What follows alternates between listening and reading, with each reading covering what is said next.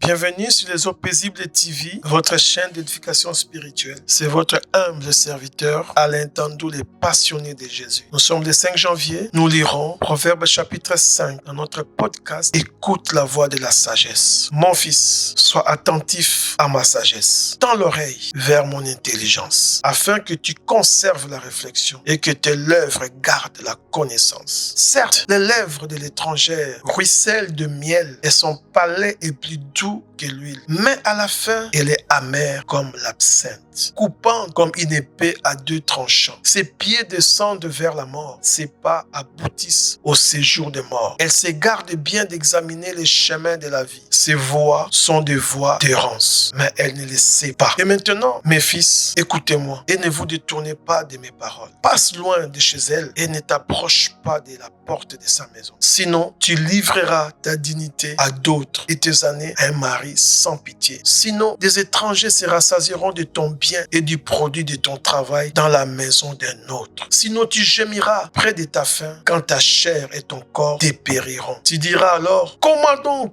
ai-je pu détester l'instruction et comment mon cœur a-t-il pu mépriser les reproches? Comment ai-je pu ne pas écouter la voix de mes maîtres, ne pas tendre l'oreille vers ceux qui m'instruisaient? Encore un peu et j'aurais été au comble du malheur, au milieu du peuple et de l'assemblée. Bois l'eau de ta citerne, l'eau qui sort de ton puits. Tes sources doivent-elles se déverser à l'extérieur? Tes ruisseaux doivent-ils couler sur des places publiques? Qu'ils soient pour toi seul et non pour les étrangers avec toi. Que ta source soit bénie, que ta joie, fais de ta joie la femme de ta jeunesse. Biche des amours, gazelle pleine de grâce, que ses seins te rassasissent constamment. Enivre-toi sans cesse de son amour. Pourquoi, mon fils, t'enivrerais-tu d'une étrangère et embrasserais-tu la poitrine d'une inconnue? En effet, les voies de l'homme sont devant les yeux de l'Éternel. Il examine tous ses sentiers. Les méchants est prisonnier de ses propres fautes. Il est tenu par les liens de son péché. Il mourra faute d'instruction. C'est de l'excès de sa folie qu'il s'enivrera. Amen.